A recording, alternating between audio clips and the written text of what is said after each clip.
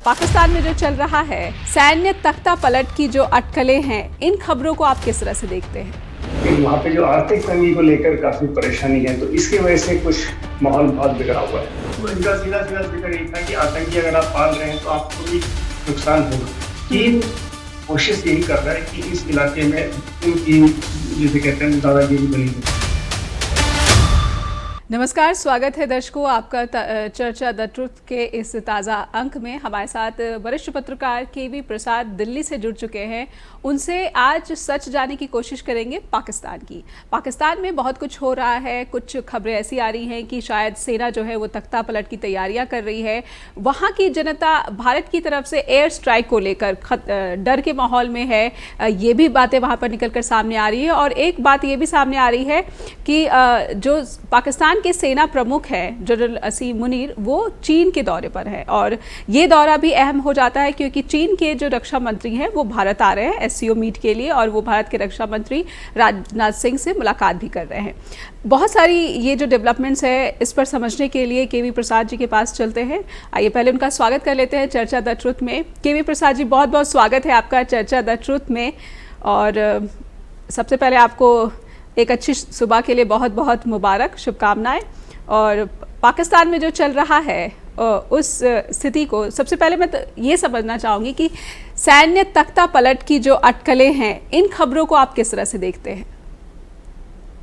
देखिए, इस तरह की अटकलें काफी बारी आ चुकी हैं। इस बारी का जो माहौल पाकिस्तान में चल रहा है पिछले कुछ महीनों से, खासकर जब से इमरान खान वहां से उनका जब हट गए हैं और नई सरकार बनी है शहबाज शरीफ के नेतृत्व में, क्योंकि कोalition सरकार है, तब से लेकर क्योंकि पाकिस्तान के जो बाशिंदे हैं पर उनको बहुत ज्यादा वहाँ के जो बहुत परेशानी में हैं आर्थिक तंगी को लेकर, और जो माली हालत बता रहे हैं उसके उस देश में बहुत बुरा है। कई सालों महीनों से देख रहे हैं, कई सारे आपके दर्शकों ने और कई सारे सोशल मीडिया में हम छोटे छोटे पोस्ट भी देखते हैं जहां आटा चावल दाल कितने महंगे हो गए लोगों के लिए, आम जिंदगी बहुत तकलीफ में है।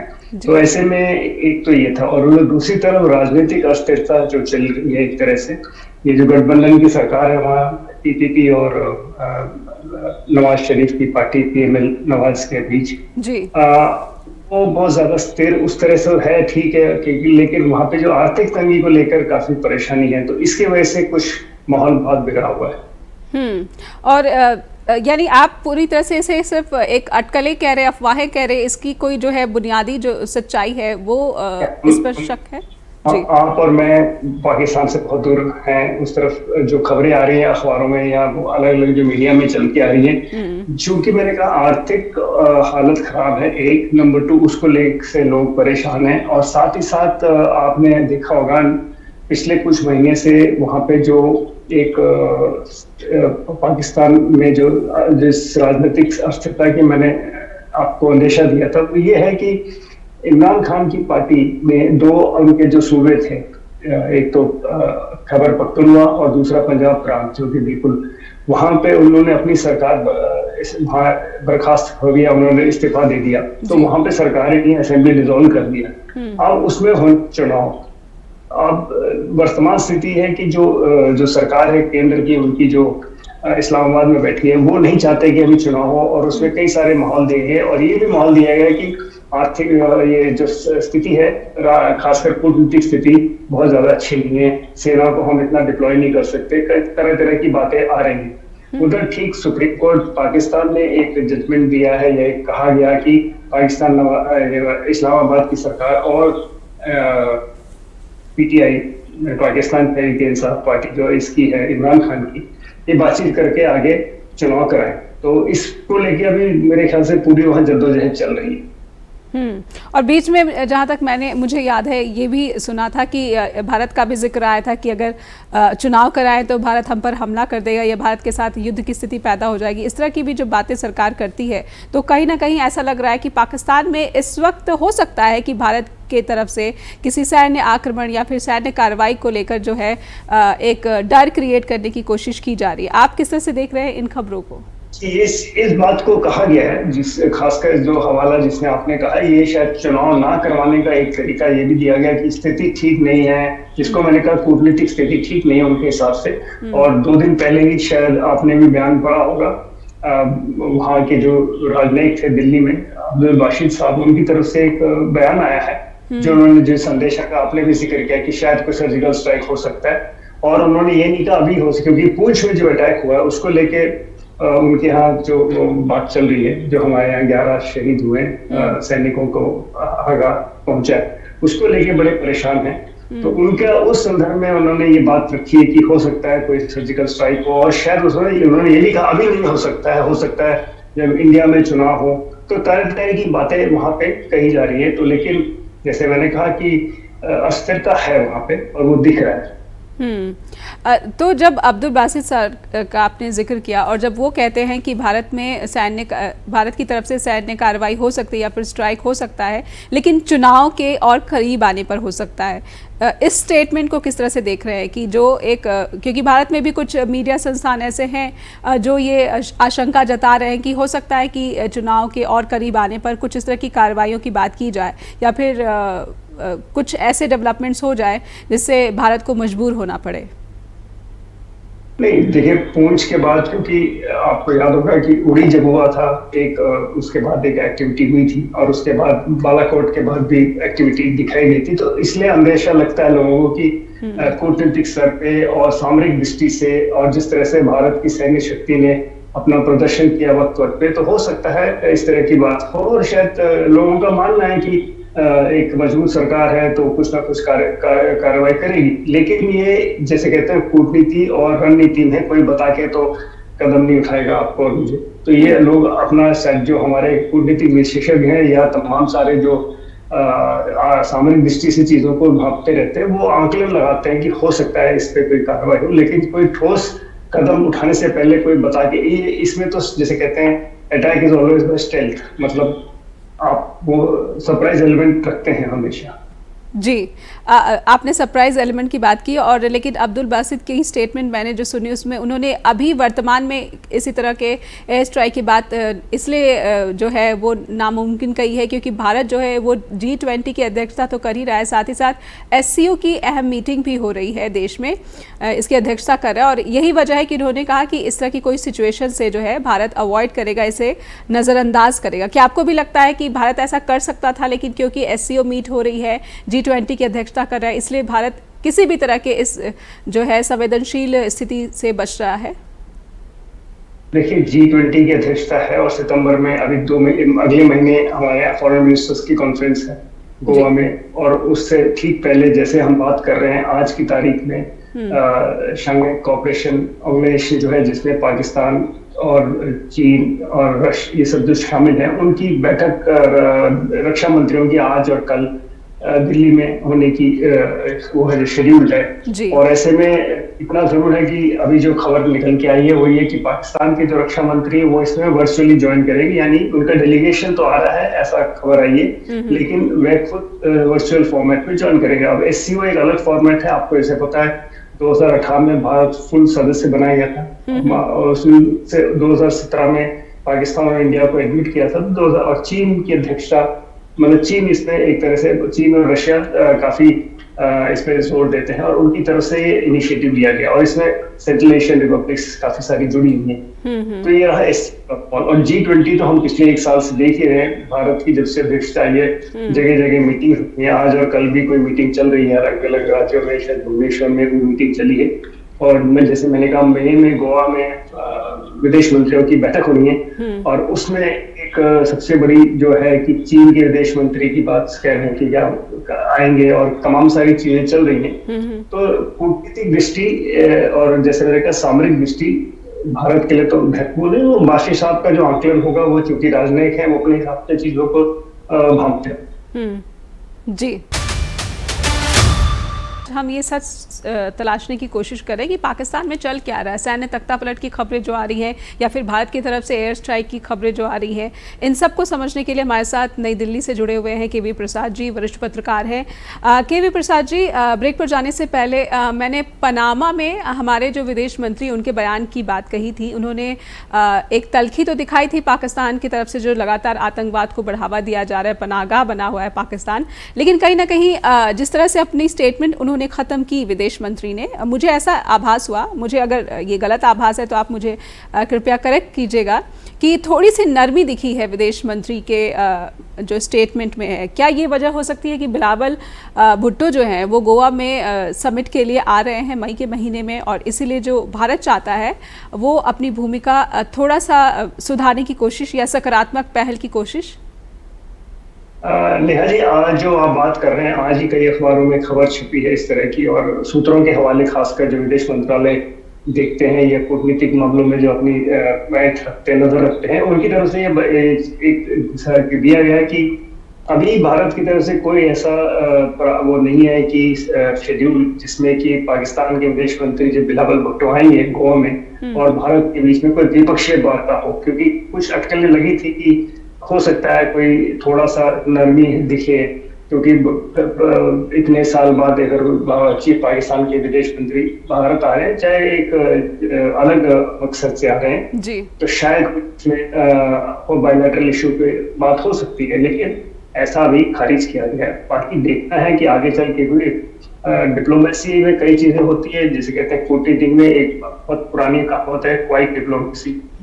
राजनयिक अपना पीछे काम करते रहते हैं, ये जो आगे निकल के आता है वो बहुत दिनों बाद निकल के आता है, क्योंकि लेकिन हाँ ये जरूर है कि हमारे लिए प्राथमिकता इस वक्त ये है कि G20 ठीक निकले। कि भारत की जो सामरिक नजर है वो इस वक्त, जैसे कई लेख भी छपे इस पे, क्योंकि यूक्रेन और रशिया के बीच में युद्ध चल रहा है, तो पूरा विश्व का नजर ये है कि भाई क्या रूस के प्रधानमंत्री, माफ कीजिए, रूस के अध्यक्ष राष्ट्रपति दिल्ली पुतिन आएंगे G20 के लिए, तो क्या रवैया रहेगा, क्योंकि अमेरिका के भी लोग आएंगे, तो कई सारी चीजें इस पे अभी चल रही है कि क्या भारत ऐसी मध्यस्थता कर सकता है कि एक तरफ हम, क्योंकि हमारे ताल्लुकात रशिया के साथ बहुत अच्छे हैं और दूसरी तरफ वाशिंगटन और तमाम सारे यूरोपीय राज्यों के साथ, राष्ट्रों के साथ अच्छे हैं, तो क्या हम कोई बैलेंसिंग इशू कर सकते हैं? तो अभी इस पे भी तो हमारे सामने, मैंने कह रहा भारत के सामने एक बहुत बड़ा अवसर है, समस्या अवसर है, और इस चीज को सुधारने की कोशिश हो रही है। तो हो सकता है, बाकी अभी जैसे मैंने कहा कि आज जो खबरें निकल के आई हैं उसमें तो अभी कोई अंदेशा नहीं है कि, क्योंकि हमारे विदेश ने जो पनामा में बात कही वो पूंछ के अटैक संदर्भ में खास कर कही गई है, तो मेरे ख्याल से कि अभी कहना मुश्किल है कि नरमी आए। जी, लेकिन मुझे इसलिए भी थोड़ी सी उम्मीद जगी थी क्योंकि जैसे कि पाकिस्तान के जो रक्षा मंत्री हैं वो वर्चुअली मोड पर समिट में हिस्सा ले रहे हैं, लेकिन बिलावल ने भारत का न्योता कबूला और खुद आने का यहाँ पर जो है फैसला किया है। तो ये पाकिस्तान के रुख में एक जो है सकारात्मक जो है बदलाव कहा जा रहा है, और ये एक ऐसा स्टेज क्रिएट कर रहा है जैसे कि पूरी दुनिया की नज़र बनी हुई है कि जब बिलावल भुट्टो भारत आएंगे एक लंबे अरसे के बाद, पाकिस्तान का कोई इतने बड़े खत का जो है वो भारत आएगा, तो भारत की तरफ से क्या प्रतिक्रिया निकल कर आती है? तो भारत की तरफ से निगाहें बनी हुई हैं पूरी दुनिया की। मेरा ख्याल से देखिए, जैसे एक मौका जरूर होता है, लेकिन फिलहाल भारत की जो पूरी है कि हम मेजबान, हमारा यह कि अतिथि देवो भव, जो भी हमारे घर हम जिनको आमंत्रित करते हैं उनका स्वागत करते हैं, उनको सत्कार देते हैं, क्योंकि G20 एक अलग फॉर्मेट है और इसको बायलैटरल इशू से कंफ्यूज नहीं करना चाहिए। बायलैटरल इशू हो सकता है कई रास्ता निकले रहा, मुझे ठीक याद है कि हालांकि सिचुएशन कंपैरेबल नहीं है। अगर आपको याद होगा कि 2015 में करीब 2014 में, माफ कीजिएगा, दिसंबर-नवंबर के महीने में साथ की बैठक हुई थी, तो वहां पे प्रधानमंत्री मोदी भी पहुंचे थे और उस समय पाकिस्तान के प्रधानमंत्री नवाज शरीफ थे। पहले दिन काफी लोगों के हाथ मिलाएंगे, बातचीत होती, लेकिन अगले दिन जब खत्म होने वाला था उससे पहले उन्होंने चेक किया तो काफी उसमें चर्चा हुई, तो एक तरीके निकलते हैं। उसके बाद जब कहीं ना कहीं उसका भी आए भी कह दीजिएगा, बालाकोट कह लीजिएगा, और हाल में पुंछ कह दीजिएगा। तो ये सब चीजें एक सारी को पीछे कर सकते हैं। जो भी अगर आप राजनीतिक या कूटनीतिक दस्ता खोज तलाश की कोशिश कर, और इसमें थोड़ा सा संज्ञान लीजिएगा, हाल फिलहाल में किताब जो निकली है उसके ऊपर भी कुछ लिख चुके हैं। भूतपूर्व रॉ के चीफ थे, अपने माफ कीजिए, रॉ के ही भूतपूर्व राजनयिक और सत्येंद्र लांबा जी, जो कि पाकिस्तान में भी उन्होंने अपना कार्यकाल बिताया, और स्ट्रैक टू की कोशिश चली है, चलती आई, शायद 17 क्या उनकी किताब में इस तरह का संज्ञान लिया गया। तो वक्त वक्त पे कोशिश करते हैं कि पड़ोसी हैं, कई बार चीजें होती है जो पिछले कई सालों से संकल्प है, और एक बात स्पष्ट की कि एक तरफ आप बंदूक लेके चल गए और दूसरे से दोस्ती की या बातचीत हो, तो ये 8-10 साल से बिल्कुल स्पष्ट। जी, आपने सही कहा कि जो स्थितियां बनी हुई हैं ये जो है ये शायद नहीं इजाज़त देती हैं कि पाकिस्तान के साथ कोई द्विपक्षीय वार्ता जो है यहाँ पर देखने को मिलेगी।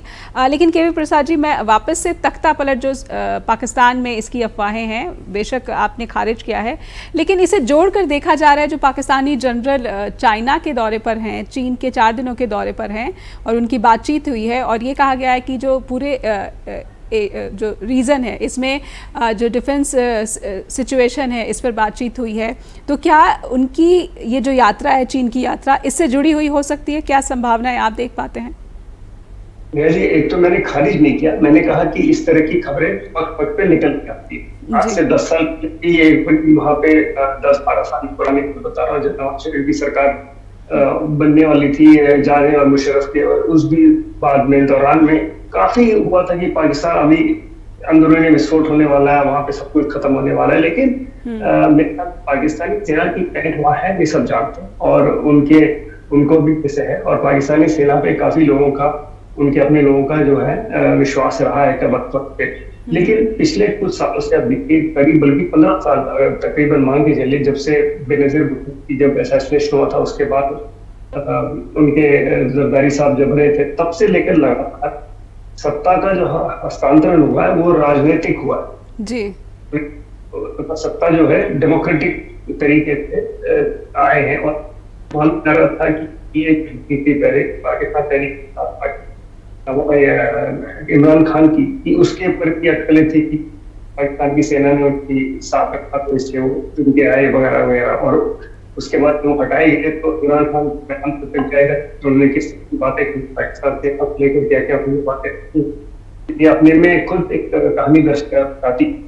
तो ऐसे में कहना मुश्किल है। हाँ, ये जरूर है चीन का दौरा महत्वपूर्ण है, क्योंकि पहले आता था कि पाकिस्तान जो सेना है उनका वाशिंगटन के साथ वापस कर सकता था, और है भी, ऐसा मानते लोग। लेकिन वाशिंगटन के उनके सैन्य अधिकारी बड़े उच्च जाके जाते थे और अपनी बातें रख के आते थे। और मैं आपको करीब 2007 अमेरिकी संसद में काम तो वहां पे उस वक्त इस तरह की बातें पाकिस्तान के लोगों से, पाकिस्तान के अलग जो लोग आए थे वहां की यूएस कांग्रेस लोगों से जाके मिलते रहे, सेनेटर्स के और कांग्रेस के मेंबर। उनका कहना ये था कि भाई आप हमारे यहाँ पूरी दुनिया में डेमोक्रेसी करते हैं, कि डेमोक्रेसी को आप सपोर्ट करते हैं, हमारे यहाँ सेना को। तो तब से एक चीजें मैं नोटिस कर रहा हूँ, तो शायद मेरा हो सकता है, लेकिन जो मैंने बताया कि कहीं ना कहीं पीछे हट गया। उस वक्त मेरे ख्याल से जनरल कियानी थे, उन्होंने कहा था it was time for the soldiers to return back to the backs, यानी कि सेना करके अपना काम करे। तो सेना का तो है, लेकिन आगे आके संभाली, क्योंकि पता नहीं क्या मौजूदा हालत किस तरह से जो पढ़ने में आ रहा है, जैसे हमें स्थिति बहुत खराब है, पाकिस्तान को मालिया उनको एक लिए पढ़ने में आया भी, कभी सऊदी अरेबिया जाते हैं, कभी चीन में। अब चीन में भी समस्या दूसरी आ गई। एक तो आपने ये बात की, चीन को कहा गया है पाकिस्तान जो है एक चीन जो है ऑल वेदर फ्रेंड है, मतलब बारिश हो, बस मतलब गर्मी हो सर्दी हो, पाकिस्तान के साथ खड़े रहेगी। लेकिन तो एक छोटी समस्या उनके संबंधों में आई हुई है, समस्या तो नहीं कहूँगा, जो गलियारा है, आप गलियारा जिसके खिलाफ हम बहुत हैं, तो कश्मीर से जा रहा है, पीसी कॉरिडोर जिसे कहते हैं, जी। उसमें काफी सारी कुछ समस्या आ रही है। हम्म। टैक्स बढ़ रहे हैं, पाकिस्तानी फौज जो आश्वासन दिया गया है कि हम सिक्योर रखेंगे, वो जी। कुछ चीनियों को भी उसमें परेशानी आ रही है। तो मेरे को लगता है वो भी एक समस्या है जो उसका समाधान कोई ना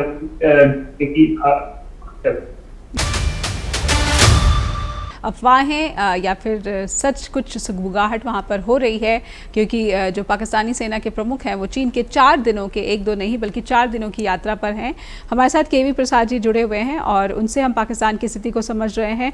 उन्होंने खारिज नहीं किया है कि इस तरह की जो बातें हैं वहाँ पर हो रही हैं या नहीं हो रही हैं, किस तरह की अंदर खाते बातें चल रही हैं।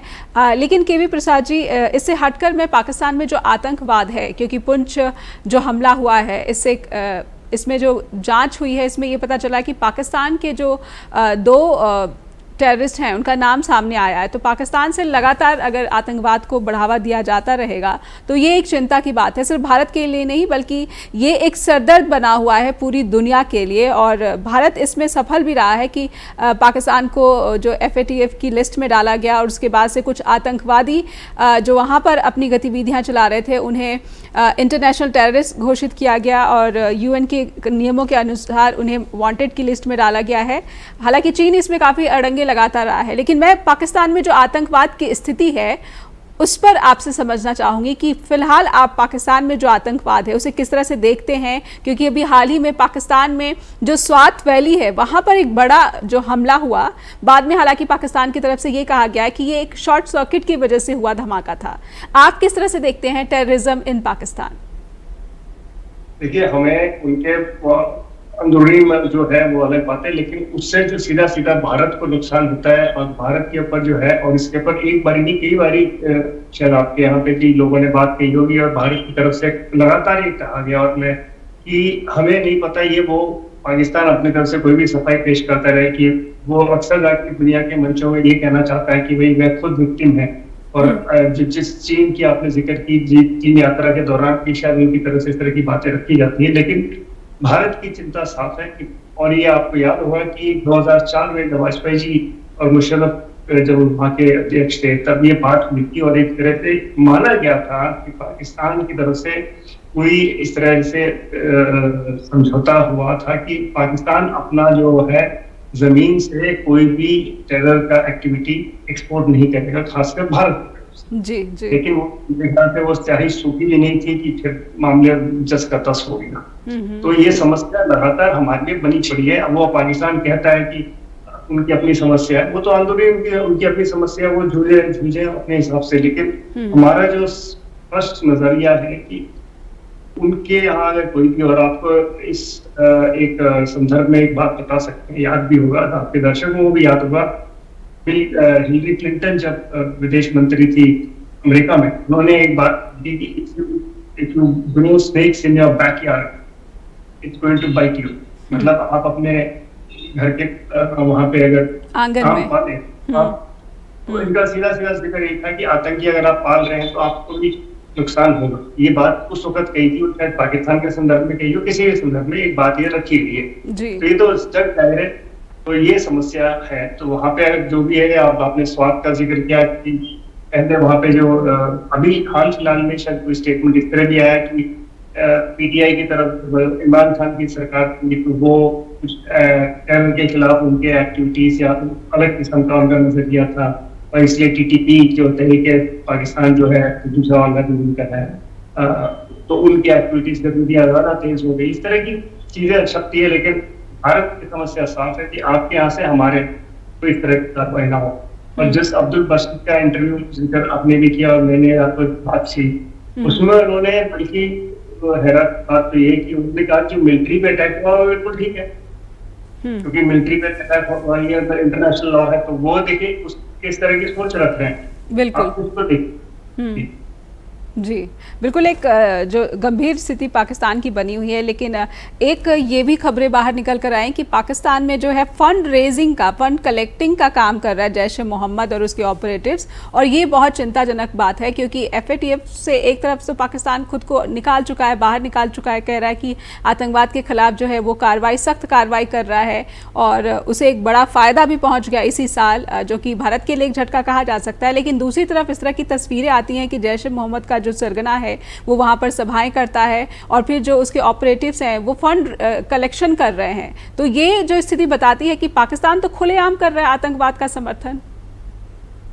और ये जिस बात की, और ये आज कई बारी सबूत दिया गया, कई बारी इसके ऊपर कहा गया कि जैश और ये नाम बदल बदल के पैसे इकट्ठे चंदा इकट्ठा करते हैं किसी और नाम से। जैसे एक संस्था या एक तंजीम बैन हो गई तो दूसरे तंजीम के नाम पे जाके लोगों से चंदा इकट्ठा करते हैं। तो उस चंदे का क्या होता है वो अलग बात है, सबको मालूम है, जग जाहिर है। और जिस एफएटीएफ की बात की, पाकिस्तान को ग्रे लिस्ट में डाल के काफी उनको अंदरूनी समस्या हुई और कुछ माली हालत जो खराब बताई है उसकी वजह ये इंटरनेशनल एड आना बंद हो गया क्योंकि उस पर एक तरह से शिकंजा कसर चलने की भाई आपके यहाँ गतिविधियां रोक।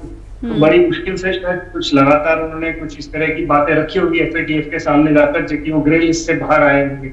लेकिन बाहर आने का मतलब ये नहीं है कि वापस नहीं जा सकते। फिर इस तरह से गतिविधियां तेज हो जाती है और तमाम सारे सबूतें उनके सामने पेश की जाती है। इंटरनेशनल बॉडी है तो इसमें बाकायदा हर 2-3 महीने में जब भी बैठक होती है सारे मुल्कों के जो प्रतिनिधि है वो अपनी अपनी बात रखते हैं। तो ऐसे में ये नहीं है कि बाहर आगे तो बिल्कुल बड़ी हो गई, ये तो फिर लिस्ट में जा सकते हैं अगर इस तरह की गतिविधियां तेज हो गई है। तो ये तो एक चिंता हमेशा बनी रहती है हमारी। लेकिन इसमें अमेरिका की भी भूमिका को किस तरह से देखते हैं केवी सर, क्योंकि अमेरिका एक तरफ तो कहता है कि वो आतंकवाद के खिलाफ जो लड़ाई है वो भारत के साथ बना हुआ है, जुटा हुआ है, लेकिन दूसरी तरफ से पाकिस्तानी सेना को जो सैन्य उपकरण मुहैया कराए जाने या फिर लड़ाकू विमान जो है मुहैया कराए जाने, इन सब स्टेप्स को आप किस तरह से देखते हैं, क्योंकि भारत के लिए जो है ये स्थिति सही नहीं है। क्या ये अफगानिस्तान की रणनीति है अमेरिका की, क्योंकि अफगानिस्तान में चीन अपना प्रभाव बढ़ाने की कोशिश कर रहा है? देखिए, अमेरिका अपने हिसाब से अपने सामरिक जो है, आज से भी पुरानी बात है कि अमेरिका बहुत पहले तो पाकिस्तान के साथ ही बीता था, बाद में अफगानिस्तान को लेकर कि भाई हमारे साथ तो सामरिक दृष्टि है, हमारे साथ स्ट्रेटेजिक पार्टनरशिप भी है, कॉम्प्रिहेंसिव स्ट्रेटेजिक पार्टनरशिप कहते हैं। तो ऐसे में भारत की तरफ से कुछ प्रत्यक्ष रूप से कुछ अप्रत्यक्ष रूप से इस तरह की आपत्ति भी रखी थी कि देखिए एक तरह से हमारे जो ताल्लुकात हैं वो कई सारे क्षेत्रों में है, सिर्फ सैन्य क्षेत्र में नहीं है। भारत और अमेरिका के रिश्ते करीब 40 से 50 अलग अलग फील्ड में है। एक तरह से फ्रॉम सी टू स्पेस हमारे संबंध कॉपरेशन चलता है अलग अलग। तो ऐसे में इस तरह के साजो सामान पाकिस्तान को देना, खासकर F-16 को लेकर जो बात हुई पीछे हाल फिलहाल में, और बाइडेन सरकार ने ठीक सही ठहराया अपनी जगह, उसको सामरिक दृष्टि से लोग अलग अलग नजर से आंकला कर रहे हैं कि आंदोलन कर रहे हैं उसका कि क्या वजह है कि अमेरिका इस वक्त जो है पाकिस्तान को आगे, अमेरिका ने तो ये कहने की कोशिश की नहीं तो पुराना सौदा है कुछ जी मेंटेनेंस के लिए कर रहे हैं, जी मेंटेनेंस के लिए ले रहे हैं, लेकिन हम लोग इंडिया कन्विंस नहीं है इस मामले से। और शायद मैंने कहा प्रत्यक्ष रूप से या अप्रत्यक्ष रूप से इस बात के ऊपर बात जरूर हुई होगी वाशिंगटन और न्यू दिल्ली के बीच, ऐसा तो मान के चलती चलिए। हम अपने विदेश नीति जो भी है वो राष्ट्र हित से ही चलती है, और जो देश के हित में होता है वही विदेश नीति को तब्दील करके आगे बढ़ाता है। और हाल फिलहाल में हमने देखा कि इंडिया की पॉलिसी को लेकर काफी सराहना हो रही है हर जगह पे, लेकिन पाकिस्तान से भी मिली है। अब वो तो वहाँ की जो जनता है, वहाँ की जो है, उनको समझ आ रहा है कि भाई उनके यहाँ जो बदहाली है और हमारे यहाँ खुशहाली है, उसको लेके वो बिल्कुल कंपैरिजन साफ है। और आज से नहीं, पिछले 2 साल से देख रहे हैं इस तरह की बातें। तो वो जो समस्या है वो तो उनको अपना सुलझाना पड़ेगा, उनकी अपनी। लेकिन हाँ, हमारे लिए है कि सतर्क हमेशा रखते हैं, और जैसे कहते हैं we can not let to afford on back down. जी, एक कुछ इस तरह की भी खबरें हैं, मैं दोबारा सेना को और जो वहाँ पर चल रही हैं और किस वजह से ये बातें हुई हैं पाकिस्तान की सेना को लेकर, ये और समझूंगी। लेकिन मैं बिलावल भुट्टो की जो यात्रा है उससे लेकर भारत में मीडिया, कुछ मीडिया संस्थानों की जो वेबसाइट है उस पर मैंने खबरें देखी हैं कि टोटल बायकॉट, इस तरह की लाइंस का इस्तेमाल किया जा रहा है। इस तरह की आर्टिकल्स या फिर जो खबरें हैं उस पर क्या प्रतिक्रिया देना चाहेंगे आप? देखिए, जैसे मैंने कहा, अगर वो एक बहुराष्ट्रीय G20 जैसे फॉर्मेट में आ रहे हैं तो, और हम चूंकि मेजबान है, तो हमारे, जैसे मैंने पहले कहा कि हमने सबको इनवाइट किया है, जो आएंगे तो उनका वो स्वागत है हमारे लिए। तो क्योंकि वो उस संदर्भ में आ रहे हैं, वो हमारे द्विपक्षीय वार्ता के लिए नहीं आ जी। तो आप उस संदर्भ को देखिए। जैसे तो कोई आपका इतना बड़ा इंटरनेशनल इवेंट हम होस्ट कर रहे हैं, तो उसमें वो सदस्य हैं तो वो आएंगे। एससीओ में जैसे भागीदारी है वो आएंगे। तो अलग अलग जो है उस तरह की फॉर्मेट्स में G20 की मतलब जो भी है फॉरेन मिनिस्टर पे जो है, तो इस तरह से चीजें हो रही है। तो मेरे ख्याल से बॉयकॉट ये एक जिसे कहते हैं मूड दर्शाता है लोगों का, कि लोग चाहते नहीं कि इस तरह की ताल्लुकात आगे बढ़े, क्योंकि जो आतंकवाद को लेकर जो रवैया है वो, उसमें कोई पाकिस्तान की तरफ से कोई ठोस कार्यक्रम दिख नहीं रहा, और शायद यही वजह है ये लोगों की तरफ से इस तरह की प्रतिक्रिया दिखती जी। पाकिस्तान में जो हालात बन रहे हैं, दिख रहे हैं, चाहे वो आतंकवाद का हो, चाहे वो राजनीतिक अस्थिरता की हो, चाहे आर्थिक बदहाली की हो, ये सब कहीं ना कहीं ये इशारा कर रहे हैं कि हो सकता है वहाँ पर जो सेना है वो तख्ता पलट की तैयारियों में लगी हुई है, या फिर अंदर खाते इसकी बातचीत शुरू हो गई है। क्योंकि अचानक से 4 दिनों के चीन यात्रा पर चले गए हैं पाकिस्तानी सेना के प्रमुख। हमारे साथ KV प्रसाद बने हुए हैं, जिनसे हम पाकिस्तान से जुड़े हर पहलू को खास करके भारत के नज़रिए से समझने की कोशिश कर रहे हैं। KV प्रसाद जी, मैं ये समझना चाहूँगी कि जो वहाँ पर राजनीतिक अस्थिरता है, आर्थिक बदहाली है और आतंकवाद जिस तरह से फल फूल रहा है, अभी हमने कराची में भी जो देखा था पुलिस हेडक्वार्टर में किस तरह से सुसाइड बॉम्बर ने खुद को उड़ा लिया था। तो एक रिपोर्ट कहती है कि पाकिस्तान में 2023 के शुरू के 3 महीने में ही इतने आतंकवादी हमले हो गए हैं कि उसमें बहुत सारे पुलिसकर्मियों की मौत हो चुकी है। तो ये दर्शाता है कि क्या सेना के पास ये संभावना बढ़ गई है, या फिर सेना ने बातचीत शुरू कर दी है कि अब जो है सत्ता की बागडोर अपने हाथ में ले लेनी चाहिए। क्योंकि पहले भी ये देखा गया है जनरल मुशर्रफ के समय कि शायद उन्होंने बहुत सारी जो है सुधार करने की कोशिश की थी, लेकिन आप जनरल मुशर्रफ और मौजूदा जो पाकिस्तानी जनरल हैं, उन दोनों को किस तरह से देखते हैं? जनरल मुशर्रफ का दौर अलग था, वो क्योंकि जनरल साहब आपको याद हो, जनरल मुशर्रफ थे, बाद में वो वहाँ के राष्ट्रपति बने और भारत का दौरा किया। वो तमाम सारी चीजें, जैसे मैंने कहा, लास्ट में 2004 में एक संधि भी हो गया था हमारे, लेकिन बात बनी नहीं, तो वो दौर अलग रहा। अब चूंकि उसके बाद से मैंने कहा कि सत्ता का हस्तांतरण हुआ डेमोक्रेटिक तरीके से, मान के चलिए, तो उसमें फिर भी सेना का दखल हमेशा ही रहता है पाकिस्तान में। दूसरे लोग मानते हैं, अभी भी कोई पूछे बिलावल भुट्टो, माफ कीजिएगा रोकना पड़ रहा है, ये भी मैंने खबर पढ़ी कि बिलावल भुट्टो अगर भारत आ रहे हैं तो इसमें भी सेना की जो सहमति रही ही होगी, बिना सहमति के वो भारत नहीं आ रहे हैं। इस तरह की भी खबरें आती हैं सामने। फिर आप बात तो जाहिर बात है कि उसके बगैर तो होगा ही नहीं, क्योंकि जैसे मैंने कहा सेना आगे है नहीं है ये सबको पता है कि वहाँ का जो रावलपिंडी GHQ है उसकी एक दखल रहती है पाकिस्तान, खासकर भारत पाकिस्तान के संबंधों को लेकर। ये बिल्कुल स्पष्ट है, इसमें कोई किसी को संदेह नहीं है। अगर है कहने की बात है, लेकिन किसी को भी, ना ही हमारे यहाँ ना ही इनके यहाँ, सबको पता है इस चीज का, तो इसमें कोई बहुत बड़ी बात नहीं है। और जिस तरह की अब इमरान खान ने इतनी बातें कही हैं पिछले 1 साल के अंदर, आप उसी 6 महीने के अंदर ज्यादा बोले हैं कि पाकिस्तान की सेना का क्या रवैया है, उनको हटाने के पीछे उन्होंने उनको दोष ठहराया है। उसके बाद तमाम सारी बातें करी है। बाजवा साहब जो उस वक्त थे, जनरल बाजवा, उनको लेकर उन्होंने कुछ बात रखी है। तो कई सारे वहाँ पे चीजें जो हमने पढ़, उसके बारे में कूटनीतिक लोग भी लिखते रहते हैं। सेना का दखल रहता है हमेशा, और खासकर इंडिया पाकिस्तान रिलेशंस पे, इसमें कोई शक नहीं। जनरल बाजवा ने जो कुछ खुलासे किए हैं सीज़ फायर को लेकर, भारत के साथ सीज़ फायर को लेकर, कि जो पाकिस्तानी फ़ौज है वो उस हालात में नहीं है, जो उसके हथियार है या फिर जो उसके टैंक है वो उस हालात में नहीं है कि भारत से कोई जो है युद्ध की स्थिति का सामना किया जा सके। और सीज़ फायर जो है एक तरह का सरेंडर उन्होंने बताया कि हमें समझौता करना पड़ा। आप इस तरह की खबरों को किस तरह से देखते हैं? ये तो देखिए, जनरल बाजवा के ऊपर वहाँ पे काफी टिप्पणी हो रही है, हुई है, लेकिन ये इस बार इंडिया के लिए वैसे तो अच्छा, हम तो चाहते हैं कि शांति बनी रहे, क्यों बिना मतलब के आप गोलीबारी असला इस्तेमाल करें।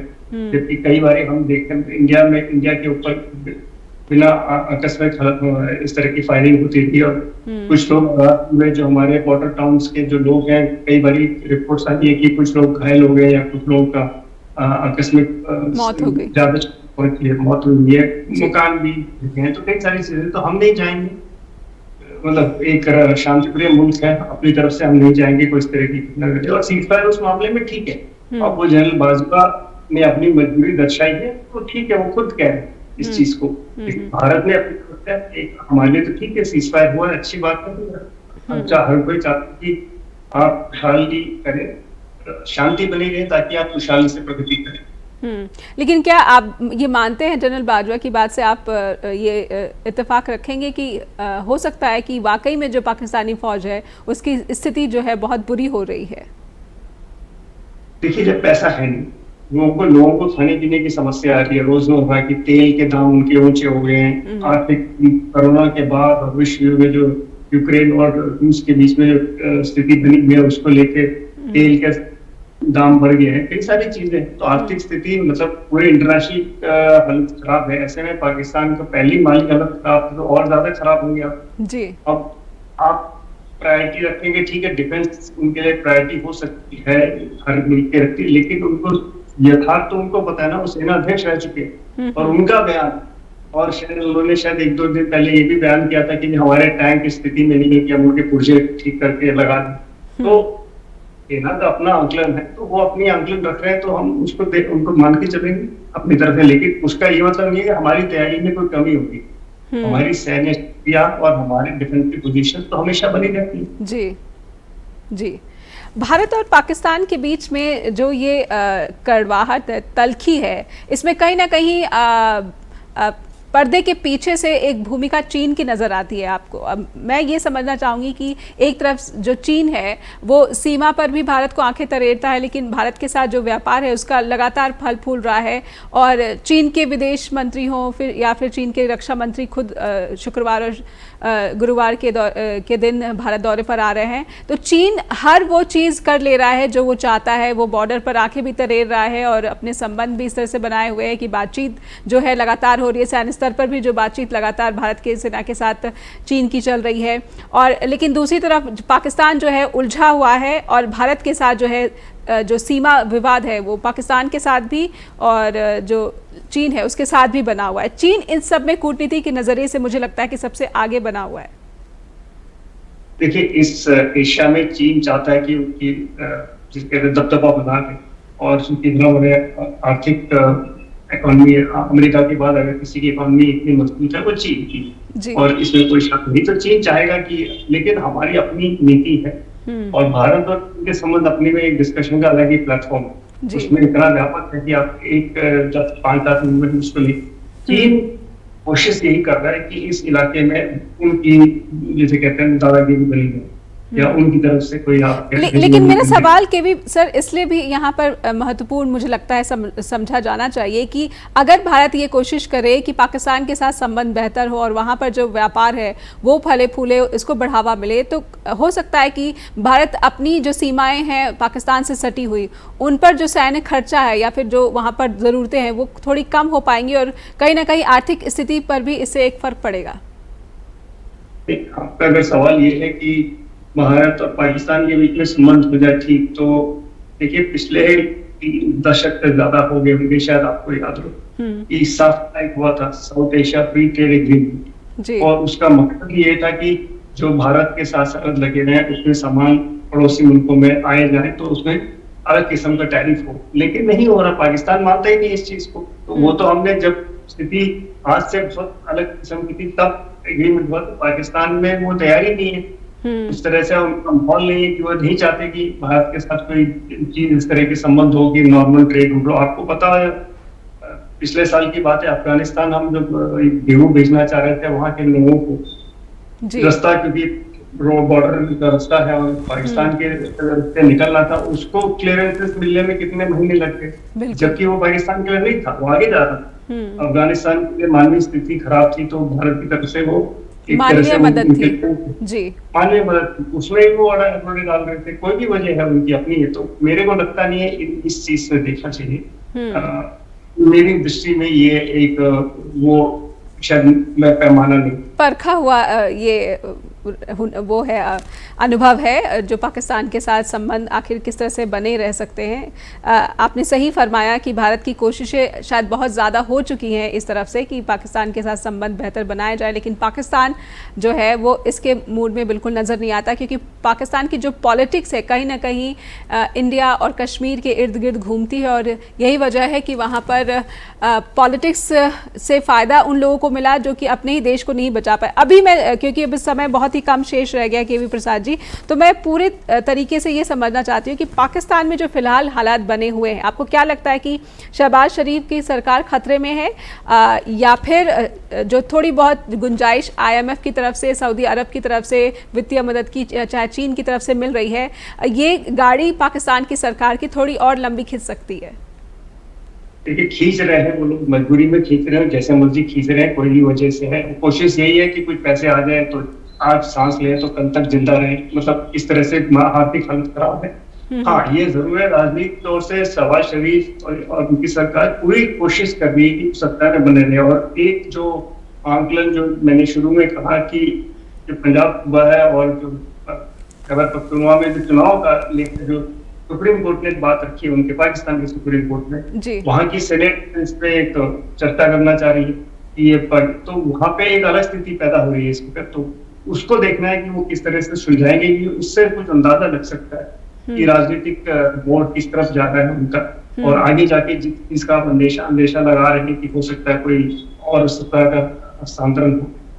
तो हम वॉच कर रहे हैं। जी, बहुत बहुत धन्यवाद केवी प्रसाद जी हमसे बातचीत करने के लिए, और पाकिस्तान के हर पहलुओं को हमने आपकी मदद से समझने की कोशिश की, और उम्मीद करते हैं कि जो हमारे दर्शक हमें देख रहे हैं उन्हें भी पाकिस्तान में फ़िलहाल क्या हो रहा है, क्या सेना तख्तापलट की कोशिश कर रही है, क्या जो राजनीतिक अस्थिरता है वो इसी तरह से जारी रहेगी, या फिर भारत के साथ जो संबंध है पाकिस्तान के वो आने वाले भविष्य में किस तरह से रहेंगे। क्योंकि बिलावल भुट्टो ऐसा बहुत लंबे अरसे के बाद हो रहा है जब पाकिस्तान का कोई इस ओहदे का, इस कद का जो नेता है वो भारत के भ्रमण पर आ रहा है। हालांकि ये जो विजिट है उनका बिलावल भुट्टो का भारत में, वो सिर्फ SCO मीट के लिए हो रहा है, ये बायलैटरल मीट की तरफ नहीं होगा, ये हमने केवी प्रसाद जी की मदद से समझा है। तो फिलहाल दर्शकों का बहुत बहुत धन्यवाद। फीडबैक देना ना भूलें info@justbroadcasting.com पर, और neha@justbroadcasting.com पर भी हमें आपके फीडबैक का हर रोज़ इंतज़ार रहता है। अगले हफ्ते होगी आपसे मुलाकात, अपना ख्याल रखिए, तब तक नमस्कार।